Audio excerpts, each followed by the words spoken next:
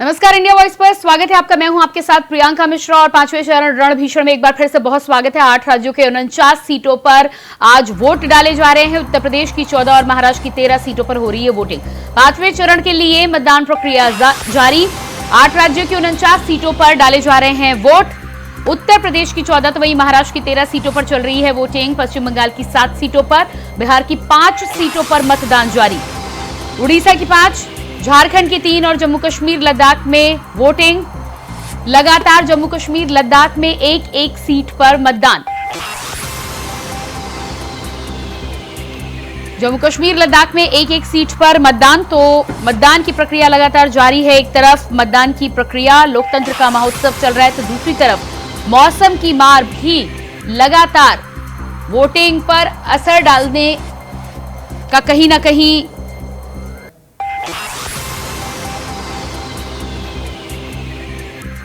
स्थिति बनती नजर आ रही है। जिस तरह से गर्मी का माहौल है, देश के अलग अलग राज्यों में भीषण गर्मी की मार झेल रहे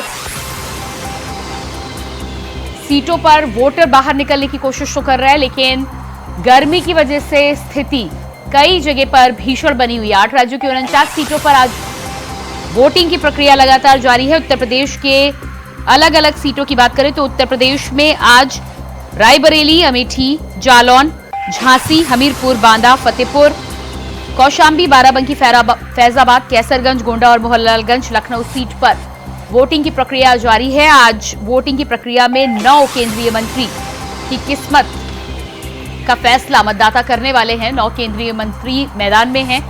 इसके अलावा उत्तर प्रदेश की बात की जाए तो अमेठी और रायबरेली की सीट को लेकर लगातार लोगों की दिलचस्पी बनी हुई है। सबकी निगाहें अमेठी और रायबरेली की सीट पर है। किस तरह से मतदान इन सीटों पर हो रहा है। एक तरफ स्मृति ईरानी लगातार भारतीय जनता पार्टी की तरफ से अपना पक्ष मजबूती से रखती हुई नजर आ रही है, तो वही राहुल गांधी ने जब से रायबरेली से नामांकन किया है तब से रायबरेली की सीट उत्तर प्रदेश की सबसे बड़ी हॉट सीट में बनकर उभरी है। अब देखना यह होगा कि 4 जून को नतीजे किसके पक्ष में आते हैं, लेकिन अलग अलग पार्टी की तरफ से दावा लगातार किया जा रहा है।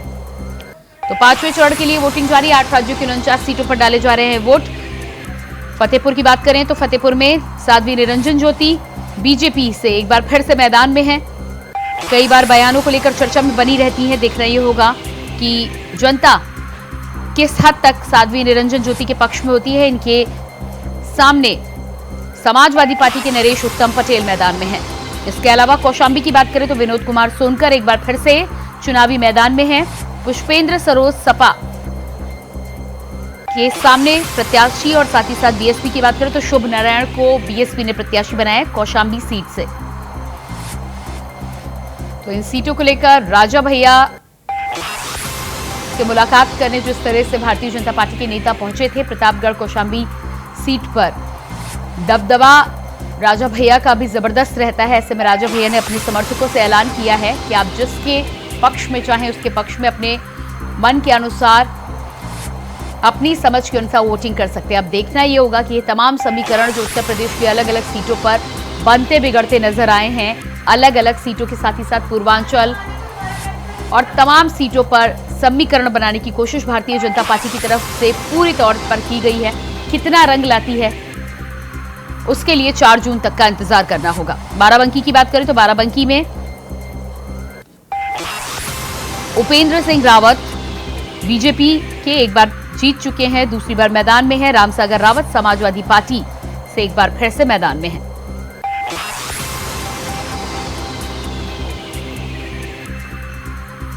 जालौन में भानु प्रताप वर्मा बीजेपी के, समाजवादी पार्टी के नारायण दास अहिरवार, तो वहीं अनुराग शर्मा बीजेपी के झांसी से चुनावी मैदान में है। श्याम सुंदर समाजवादी पार्टी से इनके अगेंस्ट चुनाव लड़ रहे हैं।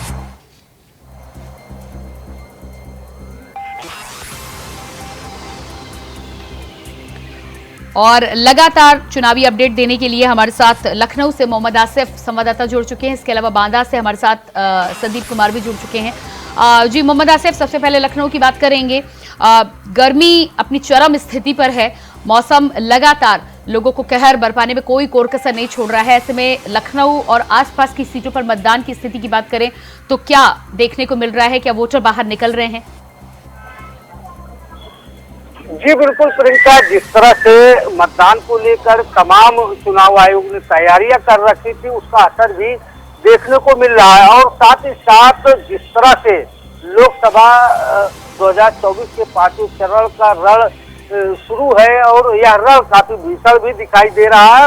और सुबह 9 बजे की बात करें तो जो अपेक्षित मतदान है वह देखने को मिल रहा है। लोग घरों से निकल रहे हैं, हालांकि तापमान बहुत ज्यादा है। गर्मी की वजह से जो है मतदाताओं की संख्या जो है काफी कम निकल रही है बूथों पर। हम दिखाना चाहेंगे कि जिस तरह से जो निकलना था लोगों को वह अपेक्षित नहीं दिख रही। हालांकि इक्का दुक्का लोग जो है मतदान करके निकल रहे हैं बूथों से।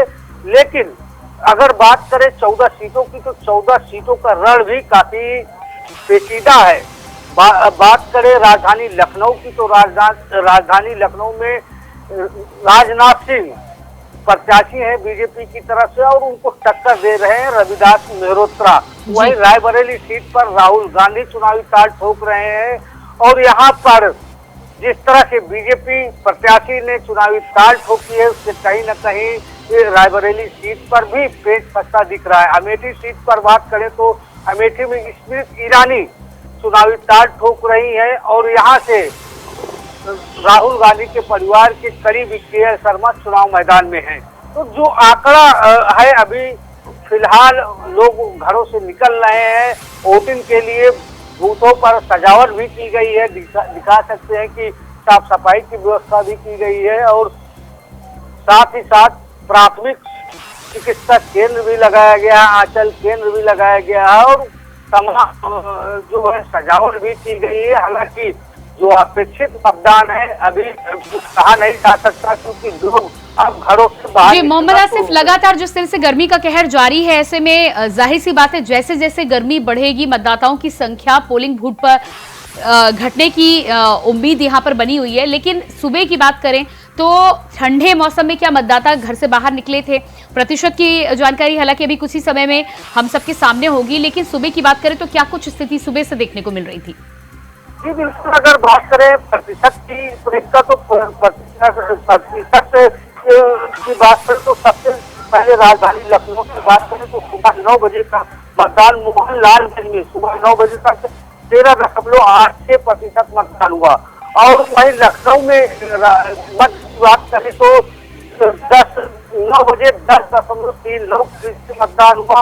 अमेठी जिले में बात करें तो 13.45% मतदान है और जालौन में 12.80 मतदान हुआ है। झांसी में 14.26, बांदा में 14.57, फतेहपुर में 14.28 और कौशाम्बी में 10.96, बाराबंकी में 12.73, हैदराबाद में 14% मतदान हुआ है। और वहीं दूसरी तरफ गोंडा की बात करें तो गोंडा में 9.55% मतदान हुआ है। लेकिन वहीं अगर बात करें प्रतिशत का तो प्रतिशत सबसे ज्यादा जालौन, फिर उसके बाद फतेहपुर में 48% देखने को मिला। सुबह 9 बजे का मतदान जो हुआ है, हालांकि अब भीड़ भी देखी जा सकती है। हमारे पीछे देख सकते हैं कि अब भीड़ काफी तेजी से बूथों पर पहुंच रही है और अब यह माना जा रहा है कि 11 बजे के बाद लोग अपने घर का काम निपटा कर बूथों की तरफ कर रहे हैं। तो जिस तरह से बात हुई लोगों से, उनका सिर्फ यह मकसद है, मतदाताओं का कहना है कि वह विकास के मुद्दे पर वोटिंग कर रहे थे। जी बिल्कुल, आप बने रहिएगा हमारे साथ। बांदा से संदीप भी बने हुए हैं। संदीप, बांदा की अगर बात की जाए तो क्या कुछ स्थिति है? सुबह से मतदान कैसा देखने को मिल रहा है? मौसम किस तरह का है? और इसके अलावा बीजेपी और सपा की बात करें तो किसका पलड़ा हावी क्षेत्र में नजर आ रहा है? देखिए, जिस तरह से अगर मतदान की बात करें तो सुबह 6 बजे से ही यहाँ पर मतदान केंद्र में लोगों ने अपना मत करने के लिए लाइन लगाना शुरू कर दिया था। जैसे ही 7 बजे से ही तत्काल वहाँ पर मतदान प्रक्रिया शुरू कर दी गई थी और लगातार यहाँ पर लोग मतदान कर रहे हैं। जिस तरह से, लेकिन अगर मौसम की बात करें तो जिस तरह से यहाँ पर गर्मी तेजी से बढ़ती जा रही है, उसको देखते हुए यहाँ पर मतदान करने वाले लोगों की संख्या वो कहीं ना धीरे धीरे घटती जा रही है। जिस तरह से अभी अगर सुरक्षा व्यवस्था की आपकी बात करें तो यहाँ पर सुरक्षा व्यवस्था के जिला प्रशासन के द्वारा पूरे इंतजाम कराए गए हैं। लेकिन जो वोट डालकर के मतदाता आ रहे हैं उनके द्वारा कुछ शिकायतें भी निकल कर सामने आ रही थी। उनके द्वारा ये कहा जा रहा है कि कुछ बूथ ऐसे हैं जहाँ पर रोशनी की कोई भी व्यवस्था नहीं है, जहाँ पर ईवीएम रखी है उनके द्वारा ईवीएम में ये भी नहीं देखा जा पा रहा है कि वो ईवीएम में कौन सा चुनाव चिन्ह निशान कहाँ पर है, किस प्रत्याशी के बटन के आगे हम वोट डालें। लेकिन अभी इस तरह की जिस तरह हम लोगों को शिकायत भी की उसके बाद भी प्रशासन के द्वारा अभी तक कोई भी सुरक्षा बिजली की इंतजाम नहीं कराया है। जी बिल्कुल, बने रहिएगा आप हमारे साथ राजनीतिक विश्लेषक डॉक्टर धनोज कुमार जी भी जुड़ चुके हैं। डॉक्टर धनोज जी, जिस तरह से 5वें चरण का मतदान आज हो रहा है, 8 राज्यों की 49 सीटों पर मतदान हो रहा है, भीषण गर्मी है, जाहिर सी बात है कि इतनी गर्मी में मतदान होगा तो मत प्रतिशत पर आखिर में जब आंकड़े आएंगे तो कुछ प्रतिशत असर होता हुआ जरूर नजर आएगा। लेकिन उत्तर प्रदेश की 14 सीटों की बात करें, बिहार की 5 सीटों की बात करें तो क्या स्थिति आप देख पा रहे हैं, क्या लगता है आपको? बहुत बहुत धन्यवाद। सबसे पहले इंडिया वॉइस चैनल के ओर से मैं जहां जहां आज मतदान हो रहा जिस लोकसभा में उनके मतदाताओं से निवेदन करता हूं कि आप अपने घर से निकले और अपने मत अधिकार का प्रयोग करें और अपने मनपसंद नेता और पार्टी को वोट देकर उनको जिताने की कोशिश करें। और 2 लाइन से शुरुआत करता हूं। हरा है जख्म भरा नहीं मेरे घाव का। आप समझ जाएंगे कि मैं आज ये 2 लाइन क्यों पढ़ रहा हूँ। हरा है जख्म भरा नहीं मेरे घाव का, दुश्मन क्या जाने पैतरा मेरे राजनीतिक दौर का। देखिए, एक शख्स जो कि अपने इंटरव्यू में भी सारी बातें बोलता है, जो कि पहले से तय है कि वो प्रधानमंत्री चेहरा है, प्रधानमंत्री है और फिर जीतेगा तो प्रधानमंत्री बनेगा जी। और उससे जब मीडिया के लोग पूछता है तो मीडिया को वो 100 दिन का पहले प्लान बता देता है, जबकि ना रिजल्ट आया है न वगैरह। तो उसका जो कॉन्फिडेंट लेवल है, क्योंकि जैसे आपका वर्ग है, मान ली इंडिया वॉइस के चाहने वाले जितने भी लोग अब इंडिया वॉइस देख रहा होगा, उसी तरह सबका एक वर्ग है। इस देश के प्रधानमंत्री नरेंद्र मोदी ने एक वर्ग बनाया है, उन्होंने एक अपना परिवार बनाया है। उनका जो जहां जहां, क्योंकि पूरे भारत घूमने के बाद ये मान लीजिए आप हजारों कॉल करने के बाद एक ही बात पता चलता, जो भी हम लोग चिंता जाहिर कर रहे हैं कई बार की वोट प्रतिशत नहीं बढ़ा, वोट प्रतिशत गिरा हुआ है जी, और लोग जो है जा नहीं रहे। तो देखिए, इसका मतलब होता है कि सबका माइंड सेट है प्रियंका, कि सब लोग जो है इस बात को जानता है कि एक तरफ एक चेहरा है और एक तरफ जो है जिसको विपक्ष कहते हो, विपक्ष में किसी भी तरह का कोई भाव नहीं दिखता। क्योंकि अगर घटना दुर्घटना की बात कर ले तो एक सीएम के हाउस में एक महिला सांसद, वो भी जिसको जो कि खुद सीएम ने कहा है कि वो बहुत मेहनती महिला है, डरती नहीं है, सिंगम महिला है, मतलब कई चीज की उपाधि उनको दिया गया, जो लगातार 2 टर्म जो है महिला आयोग का वो चेयरपर्सन रही, फिर उसको तुरंत राज्यसभा भेज दिया। और ऐसे व्यक्ति के साथ, पर्सनैलिटी के साथ अत्याचार होता और उस पर जो है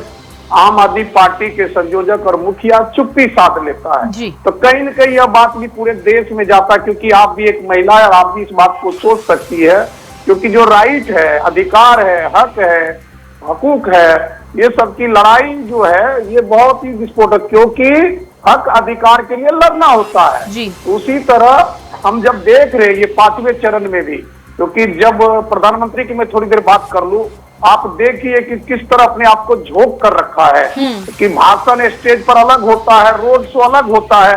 और आप एक दृश्य देखिए, कल्पना करिए कि एक, क्योंकि जैसे विपक्ष के लोग कहते हैं ना कि थर्रा रहे, उनके पांव थर्रा रहे हैं, वो बुजुर्ग हो गए, ये हो गए, वगैरह वगैरह क्या क्या नहीं कहते, लेकिन उस शख्स की आप ताकत देखिए कि अपने गाड़ी के बोनेट पे, वो अपने गाड़ी के बोनेट पे खड़ा होकर अपने हाथ को यूं हिलाकर लोगों को अपना अपीयरेंस दे रहा है कि मैं हूं आप लोग के बीच और जब भी आप चाहोगे मैं आपके बीच रहूंगा। क्योंकि उसकी भाषण, उसका रोड शो, उसका इंटरव्यू, या मान लीजिए जिस तरह से उसका जो भी कह लीजिए आप वर्क कह लीजिए, चाहे वो घर में गांव में आप जाकर देखिए सबूत, आपको गरीबों के घर पक्के के मकान मिलेंगे, इज्जत घर मिलेगा, आपको पीने के पानी के लिए व्यवस्था मिलेगा, नल से जल मिलेगा, क्योंकि उन्होंने जो जो योजना की बात की वो योजना धरातल पर है। लेकिन विपक्ष जो है ना तो वो धरा पर है ना धरातल पे है, लेकिन फिर भी चुनाव हो रही है, क्योंकि ये प्रक्रिया है, इस प्रक्रिया में आप देखिए अभी भी इंडिया वॉइस के किसी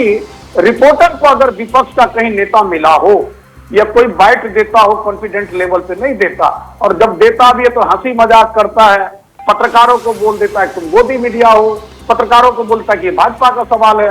लेकिन पत्रकार होता है, जैसे आप अपना काम कर रहे हैं मैं अपना काम कर रहा हूं, क्योंकि मैं पूरे भारत घूमता हूं, ट्रेवल को मैं पसंद करता हूं, लोगों से सवाल करना मेरे को अच्छा लगता है, चाहे लोग मुझे भला के बुरा के, चाहे मुझे लोग मेरे ऊपर क्या क्या इल्जाम लगा देता, लेकिन मुझे उसकी परवाह नहीं है, because I love my duty. और मेरी ड्यूटी ये है कि मैं एक जर्नलिस्ट हूँ, एक राजनीतिक विश्लेषक हूँ, तो विश्लेषण करना काम है पक्ष विपक्ष दोनों का। और मैं जैसा देख रहा हूँ प्रियंका, आप ये चीज को देख लीजिए कि चुनाव हो रहा है लेकिन लोगों का माइंड सेट है, क्योंकि लोग माइंड सेट कर चुका है, और ये चीज हमको और आपको दिखाई देगा 4 जून को। जी बिल्कुल। तो कुल मिलाकर आपका कहना है कि जिस तरह का वोटिंग प्रतिशत निकल रहा है, बार बार चिंता जरूर हो रही है, लेकिन भारतीय जनता पार्टी के लिए आने वाले समय में ये फायदेमंद साबित हो सकता है, अक्सर जो कहा भी जाता है। आपके पास वापस लौट कर आएंगे, हमारे साथ लगातार मोहम्मद आसिफ भी बने हुए। मोहम्मद आसिफ, जिस तरह से स्थिति की बात कर रहे थे, डॉक्टर धनोज जी का भी साफ यहाँ पर कहना है कि वोट प्रतिशत अगर थोड़ा सा स्थिर भी है, कम भी है, तो उसका ज्यादा फायदा भारतीय जनता पार्टी को आने वाले समय में मिल सकता है।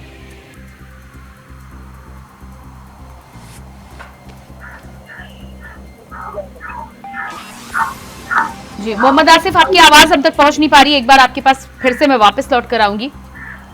संदीप भी हमारे साथ लगातार बने हुए हैं। संदीप, बांदा की अगर बात करें तो आपने तमाम जानकारी बांदा को लेकर दी। ताजा स्थिति की अगर बात करें, क्योंकि 10 साढ़े 10 का समय अब हो चुका है, वोटर्स किस तरह से बाहर निकल रहे हैं, सुबह किस तरह का मतदान हुआ था, क्या लग रहा है आपको, गर्मी जो है वो असर डालेगी मतदाताओं पर? जी बिल्कुल सही कहा आपने, गर्मी का जो माहौल चल रहा है इसमें गर्मी वाकई में यहाँ पर असर डाल रही है। फिलहाल अभी जो टाइमिंग है उस टाइमिंग के आधार पर अभी वोटर लगातार घर से आ रहे हैं, धीरे धीरे करके यहाँ वोट डालने की प्रक्रिया को पूरा कर रहे हैं। लगातार यहाँ पर वोटर आ रहे हैं, वोट डालते जा रहे हैं, और सुरक्षा व्यवस्था को लेकर के यहाँ पे लगातार अधिकारी भी आ रहे हैं। अधिकारी भी अपने यहाँ पे जांच पड़ताल कर रहे हैं, देख उनको ईवीएम को चेक कर रहे हैं, अगर ईवीएम की खराब होती है तो उस पर भी लगातार कार्रवाई की जाती है।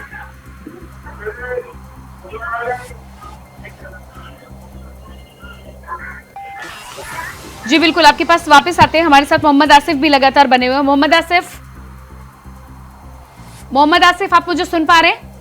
जी जी बिल्कुल जी। मोहम्मद आसिफ, डॉक्टर धनोज से हम बातचीत कर रहे थे, साफ तौर पर इनका कहना था कि वोटिंग अगर कहीं ना कहीं सामान्य है, स्थिर है, और 1% लगातार कई चरणों में देखने को मिल रहा है, तो इसका ज्यादा फायदा बीजेपी को होने की उम्मीद है।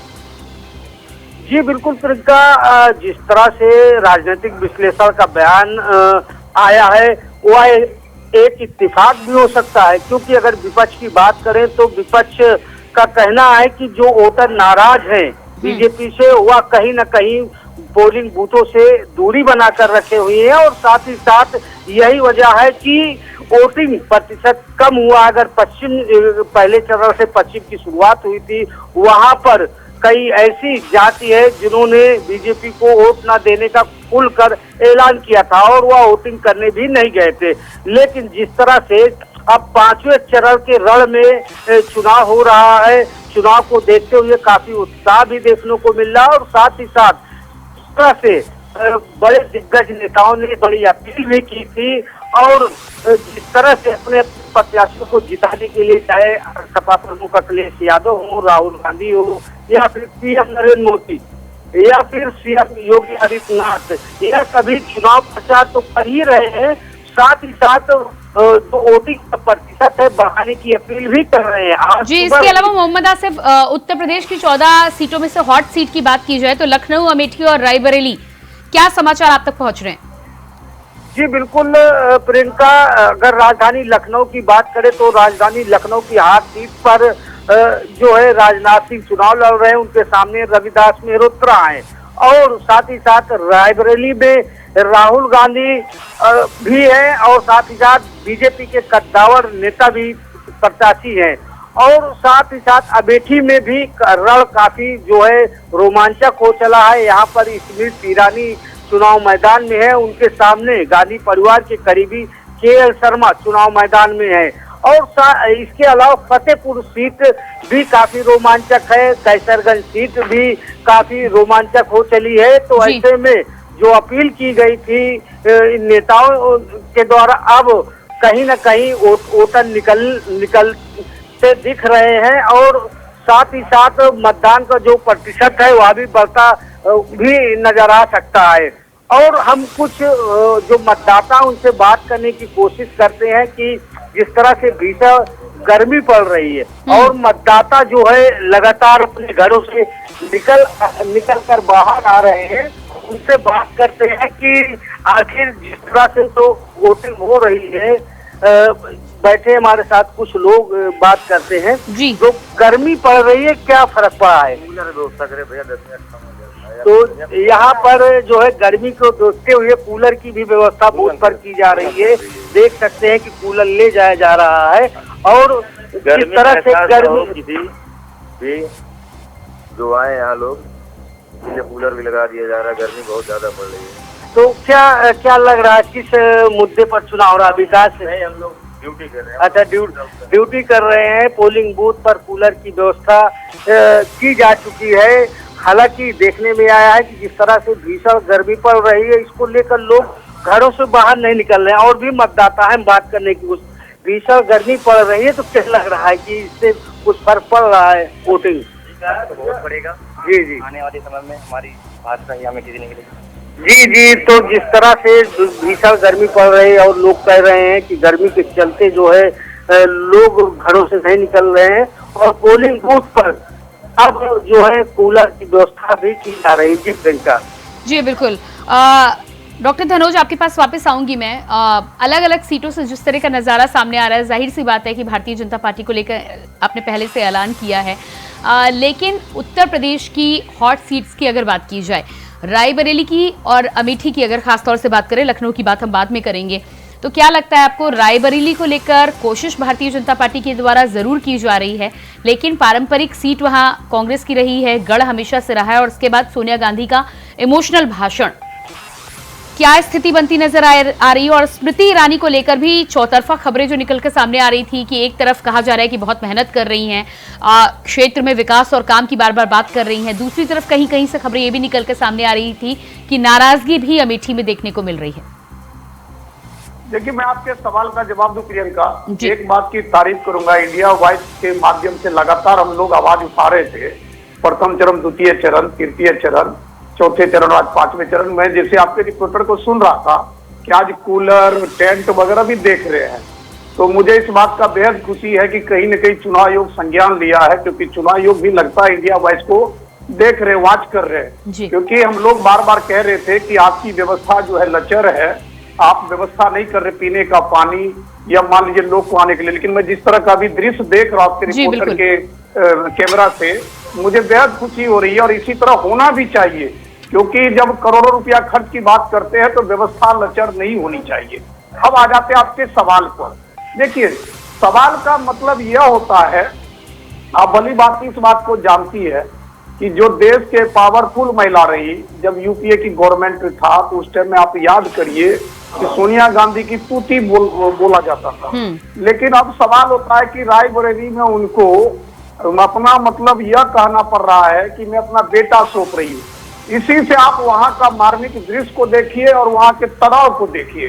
ये जो राजनीतिक तनाव है, जो तनाव सबको दिखाई दे रहा है कि किस तरह से मतलब ऐसा हो रहा है कि तनाव का मतलब मैं राजनीतिक तनाव की बात कर रहा हूँ जी, कि किस तरह से पावरफुल लेडी को भी अपने कैंडिडेट मतलब अपने बेटा को जिताने के लिए मार्मिक अपील करना पड़ रहा है कि मैं आप लोगों के बीच में आई हूँ और आप लोगों को अपना बेटा सौंप रही है और मेरा बेटा आपको निराश नहीं करेगा जी। बहुत बड़ा अर्थ हो जाता है, क्योंकि अगर आप योगी आदित्यनाथ जी के एक्शन को देखिए, योगी आदित्यनाथ जिस तरह उत्तर प्रदेश में बेबाकी से बोलता है कि माफिया को मिट्टी में मिला देंगे, क्योंकि उत्तर प्रदेश की सबसे बड़ी समस्या जो है और जो थी, आप ये मैं है और थी दोनों लगा रहा हूँ कि वहां पर लड़कियां सुरक्षित नहीं होती, चाहे वो हिंदू की लड़की हो चाहे मुस्लिम की लड़की हो। मुझे बोलते हुए कोई गुरेज नहीं कि उसने बहुत वक्त बिताया उत्तर प्रदेश में। मैं जानता एक पत्रकार के हैसियत से, मैंने मौलाना उससे पूछा कि आपके घर में बेटी है? बोला हाँ। हम बोले क्या आपको चिंता नहीं होती? बोला बिल्कुल होती है। हम बोले चिंता होने के बावजूद आप ऐसी सरकार क्यों चुन लेते हैं? तो उन्होंने जो मुझे कहा मैं आपके साथ शेयर करता हूँ कि पहले वो बोलते थे मजबूरी का नाम महात्मा गांधी, लेकिन अब जो है मजबूरी का नाम महात्मा गांधी नहीं, अब हिम्मत का नाम मतदान। वो मतदान से ऐसी सरकार को चुना है जो सरकार उनके बेटियों को महफूज करके रखा, जिसको योगी आदित्यनाथ कहते हैं। आज उत्तर प्रदेश में चाहे एफआईआर हो, चाहे एक्शन हो, चाहे मान लीजिए किसी भी तरह की बात हो, खासतौर पर महिला सुरक्षा को लेकर या मान लीजिए गुंडागर्दी को लेकर, उस पर तुरंत एक्शन लिया जाता है। जो 4-5 ऐसे माफिया थे, जो माफिया का तांडव बहुत ज्यादा था, वो माफिया सब धाराशायी हो गए, मिट्टी में मिल गए। मरने के जो भी कारण रहे हो, अंत किया। इस तरह से आप देखिए योगी आदित्यनाथ का जब सहारनपुर में रोड शो होता है, आप देखेंगे, क्योंकि एक तरफ प्रधानमंत्री का रोड शो, एक तरफ योगी आदित्यनाथ जी का रोड शो, उस रोड शो का एक अलग ही परिकल्पना होता है, लोग में एक अलग ही उत्साह होते हैं, लोग जो है जयकारा लगाते हैं उनके नाम का। तो मैं ये नहीं कहता, मैं आपको बोला रायबरेली में भी स्थिति बहुत गंभीर है, क्योंकि वहां पर भी मान लीजिए गृह मंत्री जब गए और उन्होंने जो 1-to-1 बात करी, तो कहीं ना कहीं ये चीज को दिखाई देता है, क्योंकि राहुल गांधी को सभी जानते हैं। राहुल गांधी को ऐसी बात नहीं है कि अमेठी है, रायबरेली है, भारत नहीं जानता, सब जानते, पूरे भारत के लोग जानते हैं कि उनका काम करने का एक्शन कैसा है, क्योंकि लोग टूटते जाते उस पर वो ध्यान नहीं देते, लेकिन वो ध्यान देते। अभी एक नारा आया है जो बघेल ने दिया है, भूपेश सिंह बघेल ने, कि आप सांसद नहीं चुन रहे हो, प्रधानमंत्री चुन रहे हो। तो ये भी कहीं ना कहीं जी बिल्कुल। डॉक्टर धनुज आपके पास वापस आएंगे और इसी बीच में सीधे चलते हैं एक बार फिर से न्यूज रूम। रिया डंगवाल हमारी सहयोगी जुड़ चुकी है एक बड़ी खबर के साथ। जी रिया, 5वां चरण है। आपको बता दूं कि 8 राज्यों की 49 सीटों पर लगातार सुबह 7 बजे से वोटिंग हो रही है। मेरे हाथ में 9 बजे तक की वोटिंग परसेंटेज है। मैं बता देती हूं कि सबसे पहले जिन 8 राज्यों में वोटिंग हो रही है उसमें यूपी, महाराष्ट्र, वेस्ट बंगाल, बिहार, ओडिशा, झारखंड, जम्मू कश्मीर शामिल है। वहीं अगर 9 बजे तक की वोटिंग परसेंटेज की बात करें तो अब तक देश भर में 10.28% मतदान हुआ है। पश्चिम बंगाल का सबसे पहले आपको बता दूं, पश्चिम बंगाल में अब तक सबसे ज्यादा 15.35% मतदान हुआ है। महाराष्ट्र में सबसे कम यानी 6.33% मतदान हुआ है। उत्तर प्रदेश की बात कर लेते हैं। उत्तर प्रदेश में 12.89% वोट डाले गए हैं। सुबह 9 बजे तक के आंकड़े हैं। झारखंड की बात करें तो झारखंड में 11.68% मतदान, बिहार में अब तक 8.86% वोटिंग हुई है। वहीं जम्मू कश्मीर में 7.63% वोट डाले गए हैं। लद्दाख में अब तक 10.51% वोट पड़े। वहीं ओडिशा में 6.87% वोट डाले गए। वहीं मैं आपको ये भी बता दूं कि जिस तरह से लगातार वोटिंग जारी है, हमने देखा था कि पहले चरण में 66% वोट डाले गए थे, दूसरे चरण में 66.71% मतदान हुआ था। वहीं तीसरे चरण की बात करें तो 65 और चौथा चरण अब तक सबसे बेहतर रहा, जिसमें 69% वोटिंग हुई थी, जो कि 2019 के मुकाबले 1% ज्यादा है। वहीं अब बात उत्तर प्रदेश की कर लेते हैं, क्योंकि उत्तर प्रदेश में सबसे ज्यादा सीटों पर वोटिंग हो रही है। अब की बार की बात करें तो 14 सीटों पर वोटिंग हो रही है। अगर यूपी की बात करें, और कई दिग्गजों की साख भी इस दौरान उत्तर प्रदेश में दांव पर है। मैं आपको जल्दी से यूपी का भी आंकड़ा बता दूं। 9 बजे तक का वोटिंग परसेंटेज यूपी का 12.89% है। वहीं एक एक करके सभी क्षेत्रों की बात करें तो बांदा, गोंडा, अमेठी, बाराबंकी, फैजाबाद, फतेहपुर, हमीरपुर, जालौन, झांसी, कैसरगंज, कौशाम्बी, लखनऊ, मोहनलालगंज और रायबरेली, ये वो 14 सीटें हैं जिनमें वोटिंग हो रही है। सबसे पहले बात कर लेते हैं बांदा की। सबसे ज्यादा वोटिंग परसेंटेज सुबह 9 बजे तक बांदा में देखने को मिला है। बांदा में सबसे ज्यादा 14.57% मतदान हुआ है। अब बात कर लेते हैं गोंडा की। गोंडा में सबसे कम 9.55% वोट डाले गए हैं। अमेठी में सुबह 9 बजे तक 13.45% वोट पड़े हैं। बाराबंकी की बात कर ले तो बाराबंकी में 12.73% वोट डाले गए हैं। फैजाबाद में 14% मतदान, फतेहपुर में अब तक 14.28% मतदान, हमीरपुर में 13.61% मतदान, जालौन में 12.8% वोट डाला गया है। झांसी में 14.26%, कैसरगंज में अब तक 13.04% और कौशाम्बी में 10.49%, लखनऊ में 10.39%, मोहनलालगंज में 13.86%, रायबरेली में अब तक 13.6%। और यहाँ पर गौर करने वाली बात यह भी है कि रायबरेली, अमेठी और लखनऊ, ये 3 ऐसी सीटें हैं जिनमें दिग्गजों के साथ दांव पर है, क्योंकि रायबरेली से राहुल गांधी उम्मीदवार हैं, तो वहीं अमेठी से स्मृति ईरानी और लखनऊ से राजनाथ सिंह। तो ये उत्तर प्रदेश के मैंने आपको 9 बजे तक के आंकड़े बताए। एक बार आपको ये भी बता दूं कि यूपी में पहले, दूसरे और तीसरे और चौथे चरण में किस तरह से मतदान रहा। पहले चरण में उत्तर प्रदेश की बात करें तो 61% मतदान, दूसरे चरण में 55%, तीसरे चरण में 57 और चौथे चरण में 58% मतदान रहा। Over to you Priyanka. जी बिल्कुल रिया, तो बहुत बहुत शुक्रिया इस तमाम जानकारी के लिए। तो ये ताज़ा प्रतिशत जो 9 बजे के बाद निकलकर सामने आया था, रिया डंगवाल हमारी सहयोगी न्यूज रूम से जानकारी दे रही थी। और तो लगातार हमारे साथ डॉक्टर धनोज बने हुए हैं, इसके अलावा लखनऊ से हमारे साथ संवाददाता मोहम्मद आसिफ भी बने हुए हैं और बांदा से हमारे साथ संदीप बने हुए हैं। एक बार फिर से हम रुक करेंगे, लेकिन उससे पहले रुकते एक छोटे से ब्रेक के लिए फौरन आपके पास वापस लौट कर आते हैं और पल पल की अपडेट 5वें चरण के चुनाव को लेकर आप तक पहुंचाते रहेंगे।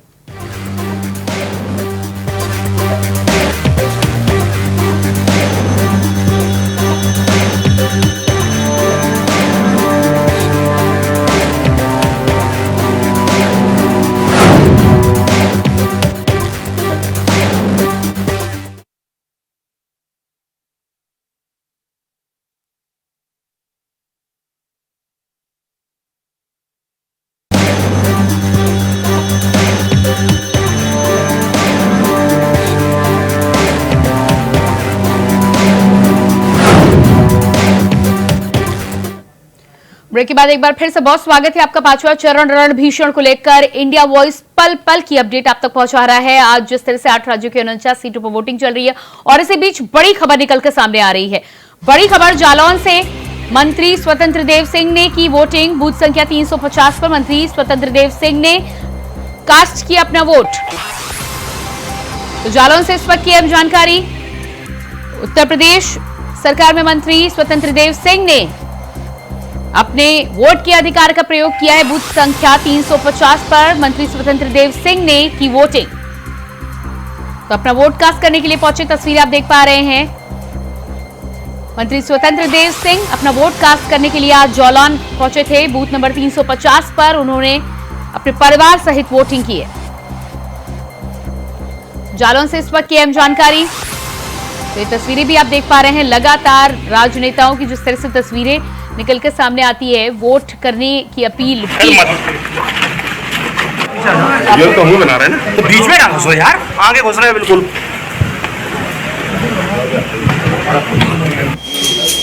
अब ये सारे 169 हो चुके हैं।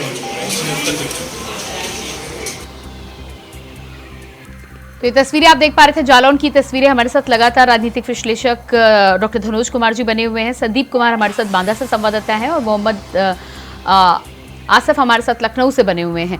तो सीधे एक बार फिर से रुक कर लेते हैं। संदीप, अगर बांदा की बात की जाए तो जिस तरह से वोट प्रतिशत निकलकर सामने आया है, सबसे अधिक मतदान अब तक बांदा में दर्ज किया गया है। 14% के करीब अब तक वोटिंग हो चुकी है। क्या लगता है आपको, जागरूक नजर आ रही है बांदा की जनता? किसके पक्ष में ज्यादा झुकाव है बांदा की जनता का? जिस तरह से बांदा में अभी 9 बजे तक 14.15% मतदान हो चुका है।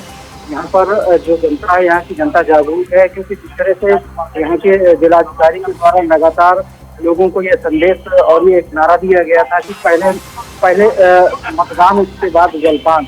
इसी नारे को साथ में लेकर चलते हुए लोगों ने यहाँ पर सुबह से ही मतदान करना शुरू कर दिया था, जिसकी वजह से ही पूरे जो 14 जनपदों में चुनाव हो रहा, उसमें से सबसे ज्यादा प्रतिशत बांदा जनपद का ही देखने को मिल रहा है। जी, फिलहाल की स्थिति, संदीप, फिलहाल की स्थिति की बात करें तो क्या वही सिलसिला अभी जारी है, या गर्मी को देखते हुए कहीं ना कहीं उम्मीद की जा रही कि 12 बजे के बाद मत प्रतिशत कुछ थमेगा बूथों पर? जी देखिए, जिस तरह से अभी हाल ही की बात करें तो हाल ही में अभी भी लगातार यहाँ पे लोग जागरूकता के साथ यहाँ पे अभी लगातार लोग यहाँ बूथों में आ रहे हैं और अपना मत का प्रयोग करने में लगे हैं। लेकिन जिस तरह से गर्मी का पारा बढ़ता जा रहा है तो कहीं ना कहीं लग रहा है कि 12 बजे के बाद ये प्रतिशत थोड़ा होता हुआ दिखाई देगा। जी बिल्कुल, बने रहिएगा हमारे साथ। मोहम्मद आसिफ भी बने हुए हैं। मोहम्मद आसिफ, अलग अलग जगहों से जिस तरह से मत प्रतिशत निकलकर सामने आ रहा है और उत्तर प्रदेश के 14 जिलों में जहां मतदान लगातार हो रहा है, अगर हम बात करें तो अलग अलग आंकड़े जो निकल कर सामने आ रहे हैं। बांदा में अच्छी वोटिंग दर्ज की जा रही है, करीब 14%। अमेठी की बात की जाए तो अच्छी वोटिंग दर्ज की जा रही है। लखनऊ उस मामले में कम है। खासतौर पर अगर देखा जाए तो 14 सीटों में ग्रामीण इलाकों में वोटर हमेशा जागरूक नजर आता है और वही सिचुएशन आज भी देखने को मिल रही है।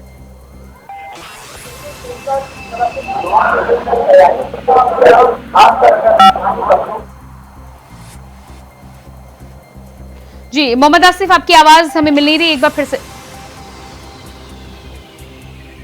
धनुज जी हमारे साथ लगातार बने हुए हैं। धनुज जी, मत प्रतिशत को लेकर जिस तरह से मैं बात कर रही थी, मोहम्मद आसिफ से मैं जानना चाह रही थी कि क्या स्थिति धरातल पर है, लेकिन जो आंकड़े बयां कर रहे हैं वो एक बार फिर से वही स्थिति बयां कर रहे हैं कि ग्रामीण इलाके का वोटर ज्यादा जागरूक हमेशा चुनावी प्रक्रिया को लेकर और मतदान को लेकर नजर आता है।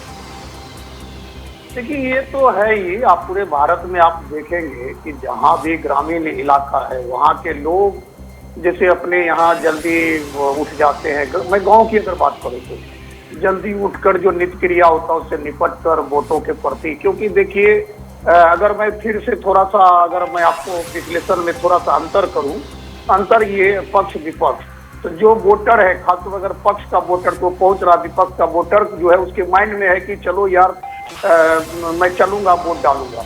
देखिए सवाल यहाँ क्या उठ रहा है, सवाल उठ रहा है वोटिंग का।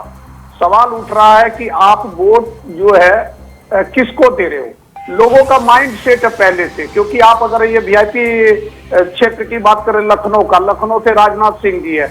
आप देखिए एक राजनाथ सिंह का लखनऊ से चुनाव लड़ना अपने आप में बहुत बड़ी बात हो जाती है। उसके अगेंस्ट में कौन है? रवि मोहत्रा जी, जो कि एक विधायक है वहां का, जो कि मान लीजिए वो जीत गए थे और विधायक को टिकट दे दिया उसके अगेंस्ट में। तो आप यह देखिए लोगों के माइंड सेट है, वो लोगों के माइंड में सेट है कि कौन जीत रहा कौन हार रहा है। इसलिए जो लोग वोट भी जो है ना घर से निकल रहे आराम से जाके वोटिंग करें। लेकिन मैं पुनः इंडिया वाइज से यही कहूंगा, इंडिया वाइज के माध्यम से, कि वोट का महत्व जो है समझते हुए अपने नेता और अपने पार्टी को वोट करने के लिए घर से जरूर निकले। लेकिन जिस तरह से आप अभी देखिए गर्मी बहुत है, कल दिखा रहा था, मैं कल की अगर बात कर लूं दिल्ली में 48 मतलब डिग्री सेल्सियस था। तो अपने आप में ये जो रिकॉर्ड तोड़ है मतलब तापमान का, वही सेम आज है। क्योंकि उम्मीद थी कि बीच में कहीं बारिश हो जाएगी या 1-2 दिन से हवा थोड़ा सा चल रहा है तो थोड़ा सा राहत है। लेकिन आप जरा देखिए जिस तरह से घूमस था उसमें तो लोग परेशान ही है कि घर से निकलेगा कैसे। लेकिन मुझे लगता है चूंकि अभी 10:30 हो रहा, तो मुझे लगता है कि जैसे जैसे दिन आगे बढ़ता जाएगा पोलिंग भी बढ़ती जाएगी। जो पिछले मतलब जो रहा चौथे चरण का, मुझे लगता है वहां तक तो जरूर छुएगा। क्योंकि जो ये चीज हम लोग भी आकलन कर रहे हैं कि वोट प्रतिशत शाम तक में वहां तक पहुंच ही जाएगा जो चौथे चरण तक था। जी बिल्कुल। मोहम्मद आसिफ, लगातार अलग अलग क्षेत्रों की अलग अलग जिलों की जिस तरह से हम बातचीत कर रहे थे और खासतौर से आपसे मैं जानना चाह रही थी कि अमेठी की बात कर लें, बांदा की बात कर लें, इसके अलावा ग्रामीण इलाकों की बात कर लें, उसकी अपेक्षा लखनऊ में मतदान का प्रतिशत कम नजर आ रहा है। हालांकि देश के अलग अलग राज्यों की अपेक्षा अगर देखा जाए तो पश्चिम बंगाल के बाद पश्चिम बंगाल में करीब 15% और उसके बाद उत्तर प्रदेश में 12%, यानी कि उस लिहाज से देखा जाए तो बेहतर वोटिंग करता हुआ नजर आ रहा है उत्तर प्रदेश। जी बिल्कुल, निश्चित तौर पर प्रियंका बता दूं कि जिस तरह से 14 सीटों पर जो मतदान हो रहा है और भीषण गर्मी पड़ रही है, इसके बावजूद भी अगर मतदान का प्रतिशत आंकड़ा देखा जाए तो अन्य राज्यों की अपेक्षा यूपी के मतदान का आंकड़ा काफी बढ़ा हुआ है। अमेठी लखनऊ की बात करें तो 10% से ऊपर पहुंच चुका है, रायबरेली भी 13% के ऊपर है और साथ ही साथ अमेठी में भी। लेकिन सबसे ज्यादा मतदान के आंकड़ों की बात करें 14 सीटों में तो बांदा का आंकड़ा सबसे ऊपर है। और जिस तरह से जो तैयारी की गई थी उसको लेकर अब मतदान का प्रतिशत धीरे धीरे बढ़ रहा है, क्योंकि पोलिंग बूथों पर मतदाताओं के लिए अच्छी व्यवस्था भी की गई है। और वहीं राजधानी लखनऊ की बात करें तो राजधानी लखनऊ में डीजीपी प्रशांत कुमार ने वोटिंग करने के बाद लोगों से अपील किया कि वह अब घरों से बाहर निकले और वोटिंग करें। राजनाथ सिंह जो प्रत्याशी है बीजेपी की, वह भी मतदान किए और वोटिंग के लिए लोगों से अपील किया। तो कुल मिलाकर यह कहा जा सकता है कि जिस तरह से भीषण गर्मी है, बावजूद इसके 5वें चरण का मतदान जो है, इसका प्रतिशत जो है बढ़ने की उम्मीद जताई जा रही है। जी बिल्कुल। धनुष जी, आपके पास वापस एक बार मैं फिर से आऊंगी और मत प्रतिशत को लेकर तो हम यहाँ पर बातचीत आपसे कर ही रहे थे, लेकिन लगातार जो स्थिति अलग अलग जगहों पर देखने को मिल रही है और साथ ही साथ क्या लगता है आपको आने वाले समय में मतदाताओं को जागरूक करने के लिए तमाम प्रयास करने की कोशिश की जा रही है, लेकिन शहरी और उत्तर प्रदेश के ग्रामीण इलाकों की अगर बात करें तो जिस तरह से माना जाता है कि हमेशा ग्रामीण वोटर है वो ज़्यादा जागरूक नजर आता है। स्थिति मतदाताओं की जैसे जैसे आगे बढ़ रही है, 5वें छठे चरण में अब देखने को आ रहा है कि मत प्रतिशत कुछ बढ़ता हुआ सा नजर आ रहा है। क्या लगता है आपको, अभी भी कहीं ना कहीं कोर कसर रह जाती है और कितना भी कोशिश कर लिया जाए, क्या वजह है कि मतदाताओं को उस तरह से रिझा पाने में नाकाम नजर आते हैं राजनीतिक दल?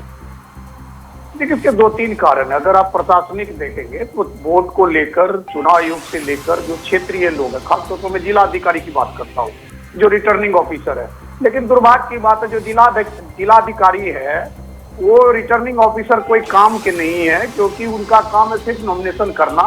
उनका आप जाके देखिए घूम घूम कर, मैं टीवी पर बेबाकी से बोलता हूँ, एक जिला में उनका काम है कि आप जो है कम से कम जब से आप रिटर्निंग ऑफिसर अपॉइंट हुए हैं तो अपने महकमे में जैसे विकास मित्र, आप देखिए कोई योजना होता है तो उसको लगा दिया जाता है। मतलब योजना, अगर कोई सरकारी योजना हो तो उस योजना में विकास मित्र तक भी आपको मिलेगा डीलर के यहाँ। अभी जैसे आयुष्मान योजना की अगर बात कर लीजिए तो जितने भी जो ये डीलर होते हैं खासतौर पर राशन वाले, उनके यहाँ विकास मित्र को लगा दिया कि आप तमाम जो वार्ड वाइज पंचायत वाइज आप जाके करें। लेकिन जब वोट वाली बात आती है, मतदान वाली बात आती है, तब ये तमाम प्रशासनिक डिपार्टमेंट जो है लचर व्यवस्था कर लेता। पहले आप देख रहे होंगे कि नुक्कड़ सभा होती थी, आप देख रहे होंगे कि नुक्कड़ सभा में बताया जाता था कि वोट गिराने से क्या फायदा, वोट नहीं गिराने से क्या फायदा है और हमें वोट क्यों गिराना चाहिए। ऐसा कुछ भी इस बार देखने को नहीं मिला। जो भी एम्बेसडर ऐसे लोगों को चुना जाता है जो सक्रिय हो, लेकिन यहाँ देखिए चुनाव ऐसे आदमी को ब्रांड एम्बेसडर बनाता है जो पॉपुलर है, उसकी पॉपुलरिटी का फायदा लेता है। लेकिन पॉपुलरिटी से कोई काम नहीं चलता, काम होता वर्किंग से। अगर मान के चलिए, आपको मैं एक उदाहरण दे रहा हूँ कि अगर एक जैसे अभी वर्तमान में जिसको बनाया है एक सिंगर को, मैं बिहार की बात कर लूँ, ठीक है, सिंगर को बनाया तो उनका काम था गाना गा गा के घूम घूम कर बताना, लेकिन वो सिर्फ एक बार कर दिया चुनाव आयोग कि एक रैली निकाल दिया, हो गया जी।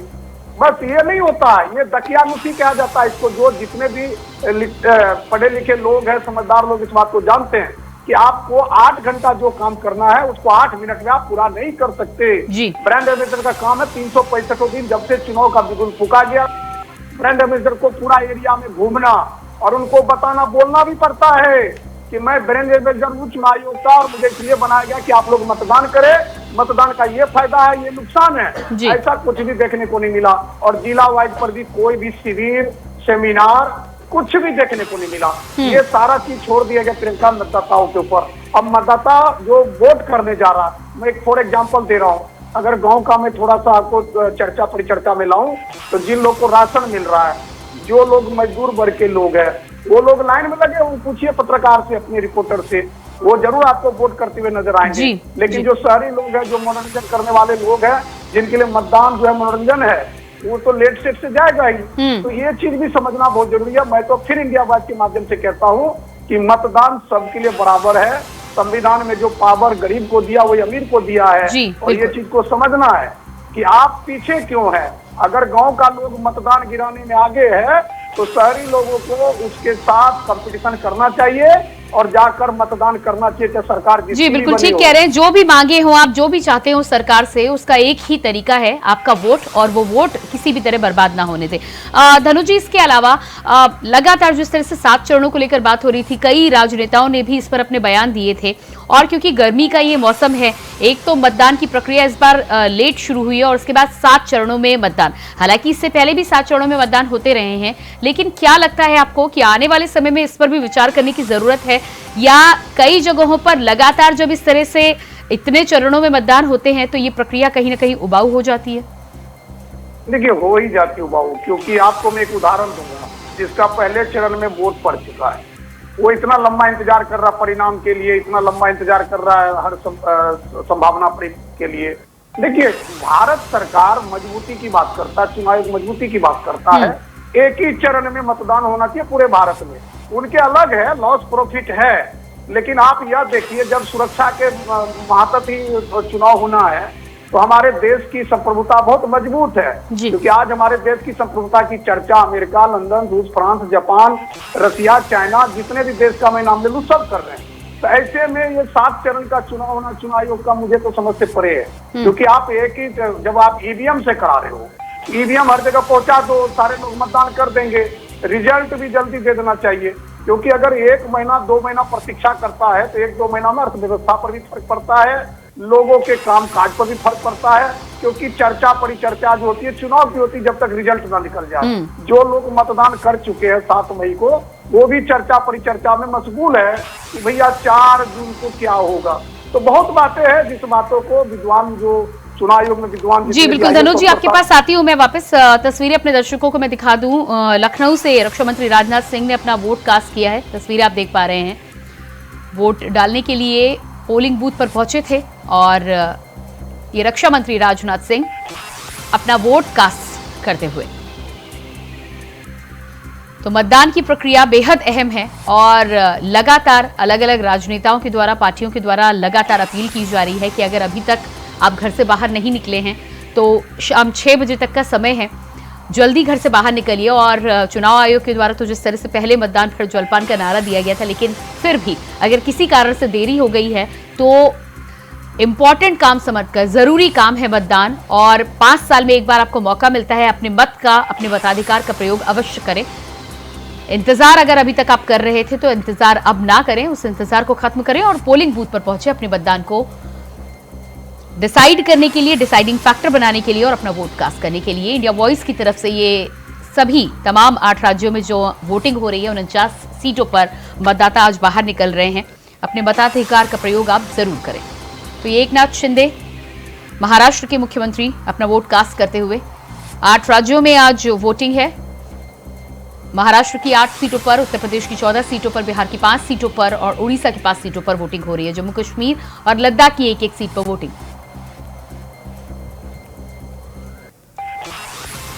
और इसी बीच एक बड़ी खबर, इलेक्शन ब्रेकिंग सामने आ रही है। कौशाम्बी से खबर, भरवारी के बहरिया में मतदान का बहिष्कार। बिजली, पानी, नाली, सड़क को लेकर जनता ने किया बहिष्कार। बूथ में 10 बजे तक मात्र 3 वोट पड़ने की सूचना। वहीं बूथ पर पसरा सन्नाटा, ग्रामीण नहीं कर रहे मतदान। तो बूथ पर पसरा सन्नाटा, ग्रामीण नहीं कर रहे मतदान। नगरपालिका भरवारी के बहरिया गांव का ये मामला निकलकर सामने आया है। तो अहम जानकारी उत्तर प्रदेश से निकलकर सामने आ रही है। नगरपालिका के भरवारी के बहरिया गांव का ये मामला है। कौशाम्बी क्षेत्र के भरवारी बहरिया में मतदान का बहिष्कार ग्रामीणों के द्वारा पूर्ण रूप से किया गया है। बिजली, पानी, नाली, सड़क को लेकर यह बहिष्कार सामने आया है और 10 बजे तक मात्र 3 वोट पड़ने की सूचना निकलकर सामने आ रही है। हमारे साथ लगातार लखनऊ से संवाददाता, तो नगरपालिका भरवारी के बहरिया गांव का मामला सामने आ रहा है और एक तरफ मतदान को लेकर लगातार अपील की जा रही है, तो दूसरी तरफ इस तरह की समस्याएं जब ग्रामीणों के सामने आती हैं, 5 साल के लंबे इंतजार के बाद भी जब बुनियादी सुविधाएं क्षेत्र के लोगों को नहीं मिलती है, तो कहीं ना कहीं गुस्सा इसी तरह फूटता हुआ नजर आता है। और कई चरणों के चुनाव में अलग अलग जगहों से, अलग अलग राज्यों से इस तरह की तस्वीरें निकलकर सामने आई हैं। उत्तर प्रदेश में दूसरे, तीसरे, चौथे चरण में भी इस तरह की तस्वीरें निकलकर सामने आई। वहीं उत्तराखंड में भी कई गांवों ने एक साथ बुनियादी सुविधाओं को लेकर बहिष्कार किया और एक बार फिर से 5वें चरण के मतदान के दौरान कौशाम्बी से इस तरह की तस्वीरें निकलकर सामने आ रही हैं।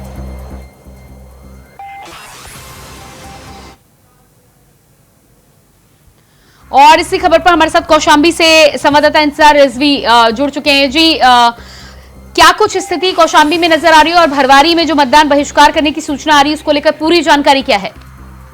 जी, बताना चाहूंगा, ये सिराथू का विधानसभा के हिसामपुर माड़ो गांव का मामला है, जहां पर रोड न बनने के कारण यहाँ के जो मतदाता हैं इन्होंने वोट का बहिष्कार किया है। और काफी दिनों से बात चली आ रही थी कि यहाँ पे कोई लोग जाएंगे, कोई मिलने आएगा हमसे, लेकिन आज तक कोई भी जो प्रत्याशी वो उनसे मिलने नहीं गए। यही नाराजगी उनके में है अभी।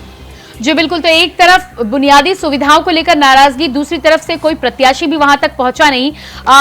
अब जो स्थिति बनी हुई है उसके बाद चुनाव आयोग के द्वारा क्या कुछ प्रयास किए जा रहे हैं, क्षेत्र में क्या कोशिश की जा रही है लोगों से बातचीत करने की? देखिए, जो यहाँ के जिम्मेदार हैं वो बराबर उस गांव में जा रहे हैं, लोगों से मिल रहे हैं, लेकिन लोग जो है वो मानने को तैयार नहीं है। उन्होंने कहा कि जब तक रोड नहीं बनेगी तब तक हम वोट का बहिष्कार करे रहेंगे।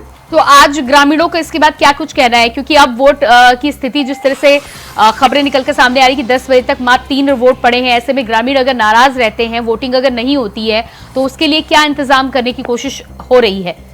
जी, बताना चाहूंगा कि लगातार जो जिले के जिम्मेदार अधिकारी, जिलाधिकारी हैं और जितने भी जिम्मेदार हैं वो बराबर उस गांव में जा रहे हैं, लोगों से अपील कर रहे हैं कि आप लोग अपना वोट करिए। सांसद जो मौजूदा सांसद हैं उन्होंने भी लोगों से अपील करी है कि आप वोट करिए, शाम को 5 बजे के बाद आपके साथ बैठ के बातचीत की जाएगी और जो भी इसका हल होगा उसको जल्दी निकाला जाएगा। जी बिल्कुल, इंतजार तो जाहिर सी बात है कि इंतजार करना होगा, देखना होगा कि ग्रामीण तमाम लोगों की सुनने के बाद क्या कुछ फैसला लेते हैं। लेकिन कुल मिलाकर यहाँ पर जिस तरह से मतदान का बहिष्कार हुआ है, आप नजर बनाए रखिए, आपके पास वापस लौट कर आते हैं। हमारे साथ मोहम्मद आसिफ भी लगातार लखनऊ से बने हुए। मोहम्मद आसिफ, जिस तरह से ये जानकारी निकल कर सामने आई है और इंतजार इस बात को लेकर जानकारी दे रहे थे कि ग्रामीण नहीं पहुंच रहे हैं, लगातार कोशिश भी उनसे बातचीत करने की जा रही है, लेकिन ऐसा लगता नहीं है कि जब तक वो आश्वासन को लेकर संतुष्ट होंगे तब तक मतदान करने के लिए पोलिंग बूथ पर पहुंचेंगे। जी बिल्कुल, प्रियंका, जिस तरह से नेताओं के वादे को लेकर आम मतदाताओं में नाराजगी देखने को मिलती है, चाहे कौशाम्बी हो, और विकास कार्यों को लेकर कौशाम्बी के लोगों ने जिस तरह से मतदान करने से मना किया है और साथ ही साथ यह कहा है कि उनके जो वादे थे उसे नेताजी ने नहीं पूरे किए। वहीं अगर राजधानी लखनऊ की बात करें तो राजधानी लखनऊ के मलिया के लोगों ने भी वोटिंग करने से मना किया है। उनका साफ तौर पर कहना है कि सांसद कौशल किशोर ने विकास का काम नहीं किया, पुल का निर्माण नहीं कराया और उनसे मिलने भी नहीं है। हालांकि डीएम मौके पर पहुंचे और मान मनावल की कोशिश की, तब कहीं जाकर मलियाबाद के लोग माने।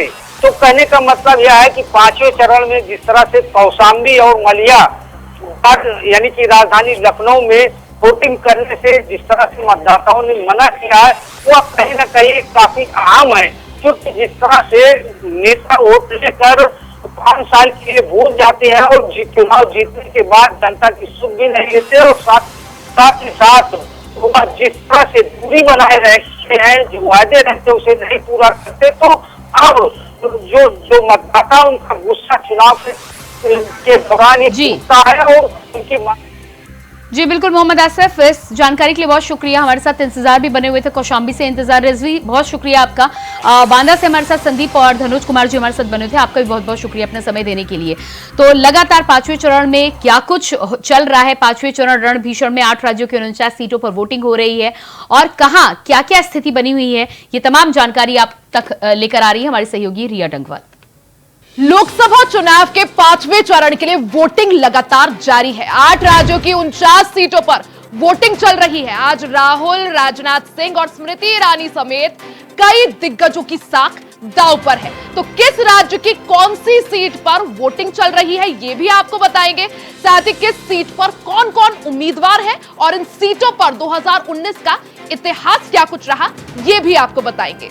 तो 8 राज्यों की 49 सीटों पर वोटिंग लगातार जारी है। बिहार की 5 सीटों पर, झारखंड की 3 सीटें, महाराष्ट्र की 13 सीटें, उड़ीसा की 5 सीटों पर, उत्तर प्रदेश की 14, पश्चिम बंगाल की 7 सीटों पर, जम्मू कश्मीर की 1 सीट, लद्दाख की 1 सीट और उत्तर प्रदेश की 14 सीटों पर वोटिंग लगातार जारी है। तो ये 8 राज्य हैं जिनमें वोटिंग लगातार जारी है। तो अब बात उत्तर प्रदेश की कर लेते हैं। यूपी की 14 सीटों पर वोटिंग चल रही है। इसमें रायबरेली, अमेठी, जालौन, झांसी, हमीरपुर, बांदा, फतेहपुर, कौशाम्बी, बाराबंकी, फैजाबाद, कैसरगंज, गोंडा और मोहनलालगंज और लखनऊ शामिल है। सबसे पहले सबसे हॉट सीट रायबरेली की बात कर लेते हैं। 2019 का इतिहास आपको रायबरेली का बता दें। कांग्रेस से सोनिया गांधी तो बीजेपी से दिनेश प्रताप सिंह चुनावी मैदान में थे। कांग्रेस को यहां पर जीत मिली थी, सोनिया गांधी सीट को जीत गई थी। 2024 के रण की बात कर लेते हैं रायबरेली की, तो अब की बार कांग्रेस से राहुल गांधी चुनावी मैदान में है, तो बीजेपी से दिनेश प्रताप सिंह चुनावी मैदान में है। अमेठी की बात कर लेते हैं, 2019 का इतिहास आपको अमेठी का बता देते हैं। बीजेपी से सांसद स्मृति ईरानी तो कांग्रेस से राहुल गांधी चुनावी मैदान में थे, बीजेपी को यहां से जीत हासिल हुई थी। 2024 के रण की बात कर लेते हैं तो अमेठी से अब की बार बीजेपी ने एक बार फिर से स्मृति ईरानी पर भरोसा जताया है, वहीं कांग्रेस ने केएल शर्मा को चुनावी मैदान में उतारा है। जालौन की बात कर लेते हैं, 2019 का इतिहास आपको जालौन का बता देते हैं। बीजेपी ने भानु प्रताप वर्मा तो बीएसपी ने अजय सिंह को यहां पर चुनावी मैदान में उतारा था, बीजेपी को यहां से जीत हासिल हुई थी। 2024 के रण की बात कर ले जालौन की तो बीजेपी से एक बार फिर से भानु प्रताप सिंह तो समाजवादी पार्टी से नारायण दास अहिरवार चुनावी मैदान में है। झांसी की बात कर ले, झांसी का 2019 का इतिहास आपको बता दे, बीजेपी से अनुराग शर्मा तो सपा से श्याम सुंदर सिंह यहां पर चुनावी मैदान में थे, बीजेपी को यहां से जीत हासिल हुई थी। 2024 के रण की बात कर लेते हैं, झांसी के बीजेपी ने एक बार फिर से अनुराग शर्मा को चुनावी मैदान में उतारा है तो कांग्रेस से प्रदीप जैन चुनावी मैदान में है। हमीरपुर की बात कर लेते हैं, 2019 का इतिहास आपको हमीरपुर का बता दे, बीजेपी से पुष्पेंद्र सिंह चंडेल तो बीएसपी से दिलीप कुमार सिंह चुनावी मैदान में थे, बीजेपी को यहां से जीत हासिल हुई थी। 2024 के रण की बात कर ले हमीरपुर के तो बीजेपी से पुष्पेंद्र सिंह चंडेल एक बार फिर से चुनावी मैदान में है। गठबंधन के प्रत्याशी हैं अजेंद्र सिंह राजपूत तो बीएसपी ने निर्दोष दीक्षित को चुनावी मैदान में उतारा है। बांदा की बात कर लेते हैं, 2019 का इतिहास आपको जल्दी से बांदा का बता देते हैं। बीजेपी से आरके सिंह पटेल तो सपा से श्याम चरण गुप्ता चुनावी मैदान में थे, बीजेपी को यहां से जीत हासिल हुई थी। बांदा की अगर बात करें तो अब की बार 2024 के रण में बीजेपी ने आरके सिंह पटेल को चुनावी मैदान में उतारा है तो समाजवादी पार्टी से शिव शंकर सिंह पटेल चुनावी मैदान में है। फतेहपुर की बात कर लेते हैं, 2019 का इतिहास आपको फतेहपुर का बता दे, बीजेपी से साध्वी निरंजन ज्योति चुनावी मैदान में थी तो बीएसपी से सुखदेव प्रसाद वर्मा चुनावी मैदान में थे, बीजेपी को यहां से जीत हासिल हुई थी। 2024 के रण की बात कर लेते हैं फतेहपुर की तो बीजेपी ने एक बार फिर से साध्वी निरंजन ज्योति पर भरोसा जताया है तो समाजवादी पार्टी से नरेश उत्तम पटेल चुनावी मैदान में है।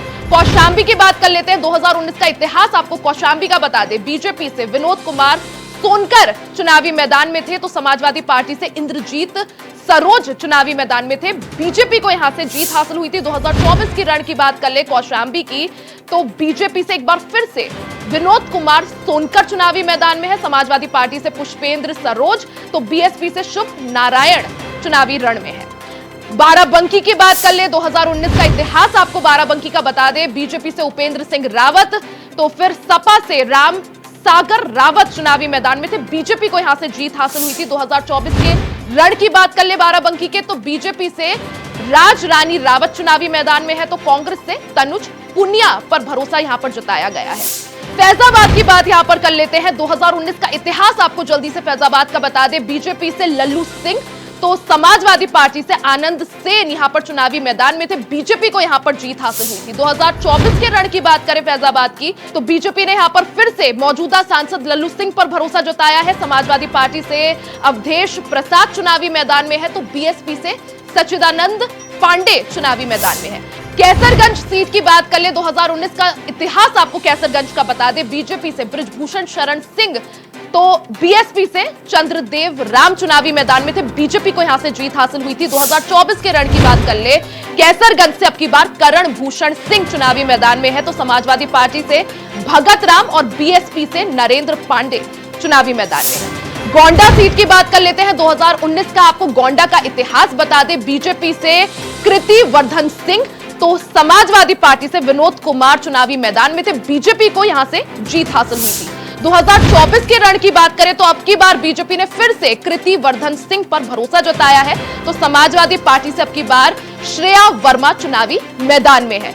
मोहनलालगंज सीट की बात कर ले, 2019 का आपको मोहनलालगंज का इतिहास बता दे, बीजेपी से कौशल किशोर तो बीएसपी से सीएल वर्मा चुनावी मैदान में थे, बीजेपी से कौशल किशोर को यहां जीत हासिल हुई थी।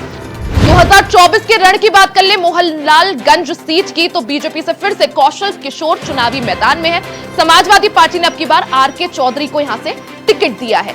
लखनऊ सीट की बात कर ले, 2019 का आपको जल्दी से लखनऊ का इतिहास बता देते हैं, बीजेपी से 2019 में राजनाथ सिंह यहां से जीते थे, समाजवादी पार्टी के पूनम शत्रुघ्न सिन्हा को यहां से हार का सामना करना पड़ा था। अब की बार 2024 की लड़ाई की अगर बात करें, बीजेपी से एक बार फिर से राजनाथ सिंह यहां से चुनावी मैदान में है। समाजवादी पार्टी की तरफ से रविदास मल्होत्रा को टिकट दिया गया है।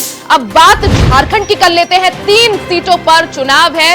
इसमें चतरा, हजारीबाग और कोडरमा शामिल है। सबसे पहले बात कर लेते हैं चतरा सीट की। 2019 का इतिहास आपको चतरा का बता दें। बीजेपी से सुनील कुमार सिंह चुनावी मैदान में थे, तो कांग्रेस से मनोज कुमार यादव। यहां पर बीजेपी को जीत हासिल हुई थी। 2024 के रण की बात कर ले, अब की बार भारतीय जनता पार्टी ने कालीचरण सिंह को टिकट दिया है, तो कांग्रेस ने कृष्णानंद त्रिपाठी पर भरोसा जताया है। हजारीबाग सीट की बात कर ले, 2019 का आपको इतिहास हजारीबाग का बता देते हैं। बीजेपी से जयंत सिन्हा, तो कांग्रेस से गोपाल प्रसाद साहू चुनावी मैदान में थे। बीजेपी को यहां से जीत हासिल हुई थी। 2024 के रण की बात कर लेते हैं, तो बीजेपी ने मनीष जायसवाल को टिकट दिया है, तो कांग्रेस ने जयप्रकाश भाई पटेल को चुनावी मैदान में उतारा है। कोडरमा सीट की बात कर लेते हैं। 2019 का आपको कोडरमा का इतिहास बता देते हैं। बीजेपी ने अन्नपूर्णा देवी यादव को यहां से चुनावी मैदान में उतारा था, तो जेवीएमपी ने बाबूलाल मरांडी को चुनावी मैदान में उतारा था। यहां से बीजेपी को जीत हासिल हुई थी। 2024 के रण की बात करें, तो बीजेपी ने एक बार फिर से अन्नपूर्णा देवी को चुनावी मैदान में उतारा है। वहीं सीपीआईएमएल की तरफ से विनोद कुमार सिंह पर भरोसा जताया गया है। 5वें चरण के लिए वोटिंग लगातार जारी है। इंडिया वॉइस महाकवरेज लगातार आपको दिखा रहा है। चुनाव से जुड़ी पल पल की अपडेट के लिए बने रहे हमारे साथ और देखते रहे इंडिया वॉइस।